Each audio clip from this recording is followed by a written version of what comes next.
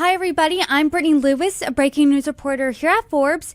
Joining me now is my Forbes colleague, staff writer Zach Everson. Zach, thanks so much for coming on. Thanks for bringing me back for the latest installment of how much money did Trump media lose this quarter? And headline, it's a lot. This Trump Media and Technology Group, as we know, is Truth Social's parent company. They lost a lot of money. Q3 was not good for them. Talk to us just how much. Break it down. Yeah, it was $54.8 million last quarter is what they lost. And that is on revenue of just $973,000. So, they're a young company. They will argue it's startup. We're not looking to make a ton of money right now. We're looking to invest. We're looking at growth.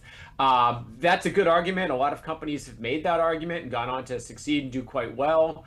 What really stands out, though, is that revenue number of $973,000. That's not a lot of money coming in between ad sales on True Social, on the Truth Plus streaming platform. So that's something that definitely stands out.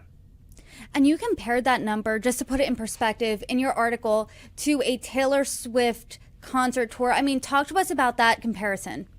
Yeah, so that's about as much money as Taylor Swift made in about 15 minutes on the Era Tour. So that's like the 10-minute version of All Too Well, and then you throw on another track.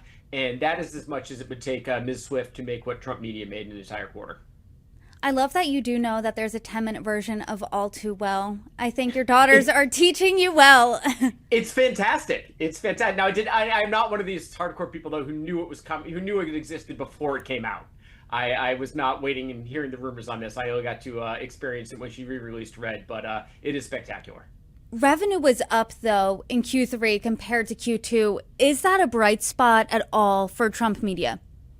Um, better for revenue go up than go down or stay flat, I would imagine, but it's not significant. I mean, it was about 10%, so we're not talking a major difference there at all. And what exactly happened? I mean, how did the company lose $54.8 million in 3 months? In a word, crypto. They have made a big investment into Bitcoin and another crypto currency called Kronos. And what the company does is it's best known as the Truth Social parent company and also having the Truth Plus streaming network. But what it really became several months ago is a crypto holding company. They sold some stocks privately. They used the money to buy a big amount of Bitcoin.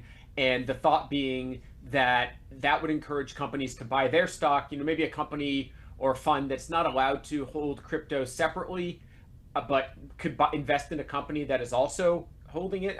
It's a strategy kind of pioneered by MicroStrategy and Michael Saylor. So they made a big bet on crypto. And as anybody who's been following the crypto markets knows, is that it's gone down. Now, this is the quarter ending September 30th, true. So we've seen crypto really fall big time, Bitcoin especially, from, I think it was around $120,000 to less than $100,000. That's not even reflected in this quarter. So that's going to be reflected on next quarter. Obviously, there's still some time for it to bounce back.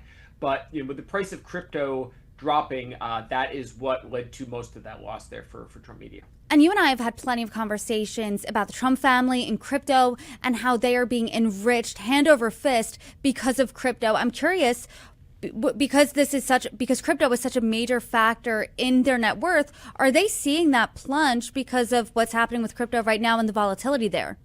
Yeah, they are. And I think I might have to start a GoFundMe for President Trump. And we've seen his net worth go from about 7.4 billion down to just $6.5 billion in the last few months. So he's certainly taken a hit on that. Now, keep in mind, he didn't put much money, if any money, into the crypto itself. It's largely what he got by putting his name to these projects. So, his net worth is still up significantly from what it was last year. I think it's probably about $2.5–3 billion more than what it was last year. So he's definitely doing better with crypto than he was without it. He's just not doing as well as he was a couple months ago. And President Trump said he would be the first crypto president, but he wasn't always like that. Back in 2019, this is what he posted. He said this: "Not a fan of Bitcoin and other cryptocurrencies, which are not money and whose value is highly volatile and based on thin air." And you're seeing the downside, I guess, on the volatility of crypto right now. Is there any indication that because of this, Trump media might be A, regretting going all in on crypto, or B, change strategies and pivot here? They did not get back to me when we've reached out to them in the past. They didn't address that at all in the statement that came out with this quarterly filing that was done today. I would say, I can't imagine they really would, because they have this huge collection of Bitcoin right now, and right now they would be selling at a substantial loss. So it doesn't seem likely that they're going to pivot from that position, just because of what we've seen crypto do recently. The big proponents of crypto are, to the moon, just give it time, it'll be there. So, as they continue to hype up this market, I can't imagine they're going to drop it. We do see members of the Trump family hyping it up in other ways, not necessarily the Trump media holding, but through some of their other crypto ventures like American Bitcoin. Eric Trump especially, Donald Trump Jr. are all in on crypto. And in Q2, Trump Media did lose $20 million, but then we saw that the company awarded the CEO, Devin Nunes, stock of close to $6 million. Has he weighed in on the company's performance in Q3? Just in the statement that came out with the filings, just, it was a crucial quarter. They've built their own robust, uncancelable infrastructure, and, highlighting the achievements that they've grown there, and making it seem as if, what's going on financially is to be expected and not necessarily a bad thing. That said, the stock market thinks differently. The stock is trading right now at $13.08, which I believe is a 52-week low and pretty close to its all-time low. So, and it was trading at a low, it was trading at close to its low even before these earnings came out. So it seems like they were somewhat expected, but the market is not really buying what they have to sell right now. That said, it's probably still an inflated price for the value of the company. And so most of the company's losses in Q3 can be attributed to crypto, but a decent chunk can be in thanks to legal fees. How did it rack up over $20 million in legal fees? Yeah, they acknowledged that their SPAC merger was, I think they called it, one of the longest SPAC deals in history. And that is not, that's not like a Cal Ripken baseball streak where you're happy for how long it took. This is not good. You want your SPACs to get through the merger to be completed pretty quickly there. But they had so many issues with investigations.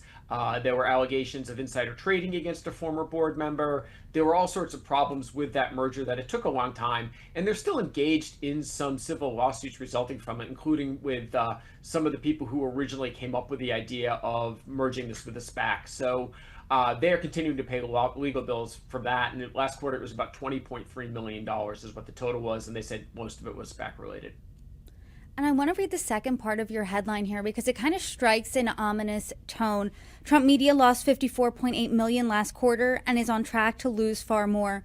That last part obviously sounds grim for the company's bottom line. And I know that you said October wasn't great for crypto, but how are November and potentially, I know you don't have a crystal ball, but December looking? If I do, I would be trading these things. Don't know. It's they have a substantial amount to go to get back to where they were just a few weeks ago. If they're down about 20%, could it bounce back? Yeah, absolutely. I mean, it is a highly volatile asset. Will it? That we don't know. I mean, that is the tough part of tying your business up to a volatile asset like that you don't really have control over.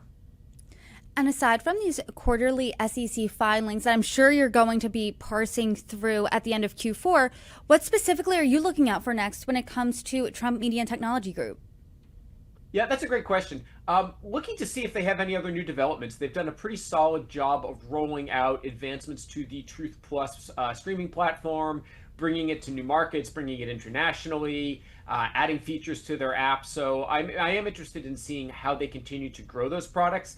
What really stands out with those products as well, though, is right now this is largely just a crypto holding company with a side hustle in streaming and social media. So they're giving it a lot of attention for something that's just a small part of what their bottom line is going to be. But I am interested in seeing how they branch out there, if there are any more potential conflicts. We reported earlier how when Truth Plus announced that it was going global, bringing streaming global, it was just after the Trump administration announced it was cutting Voice of America. So here you have the government pulling back from international broadcasts while the Trump's businesses are branching out into that. So I'll be keeping an eye out for potential conflicts along those lines. And as you keep your eye out, I hope we can have plenty of conversations ahead. Zach Everson, thanks so much for joining me. My pleasure. Thanks for having me.